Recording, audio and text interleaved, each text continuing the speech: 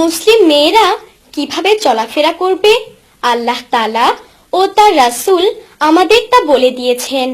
সে যখন বাইরে বের হবে তখন পর্দার সাথেই বের হবে, কারণ এ দিয়েই কে মুসলিম আর কে অমুসলিম এটা জানা যাবে। মনে রেখো, সাজতে গেলে কখনোই কপালে টিপ পড়বে না, কারণ কপাল তো আল্লাহকে সাজদা করার জন্যই তৈরি করা হয়েছে।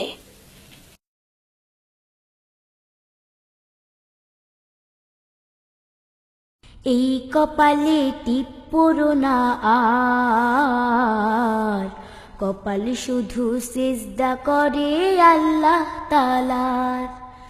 এই কপালে টিপ পড়ো না আর, কপাল শুধু সিজদা করে আল্লাহ তাআলার।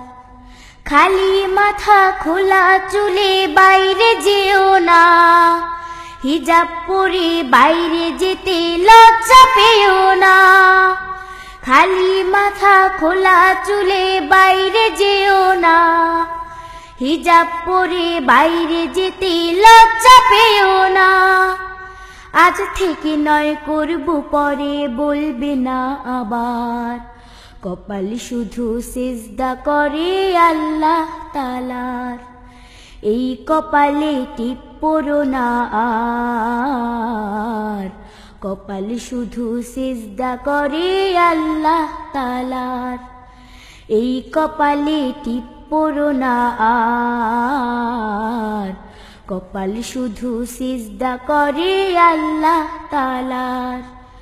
অনুগত থাকো শুধু আল্লাহ তাআলার, নবীর কথা চলবে মেনে আর বাবা উমার।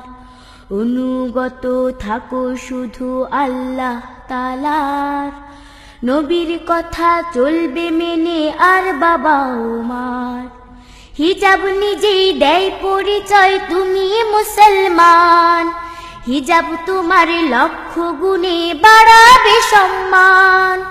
হিজাব নিজেই দেয় পরিচয় তুমি মুসলমান, হিজাব তোমার লক্ষ গুণে বাড়াবে সম্মান। এখান থেকে নাও চিনে পথ জান্নাতে যাবার, কপাল শুধু সিজদা করে আল্লাহ তাআলার। এই কপালে টিপ পড়ো না আর, কপাল শুধু সিজদা করে আল্লাহ তাআলার। এই কপালে টিপ পড়ো না আর, কপাল শুধু সিজদা করে আল্লাহ তাআলার।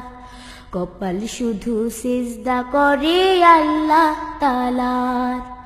কপাল শুধু সিজদা করে আল্লাহ তাআলার।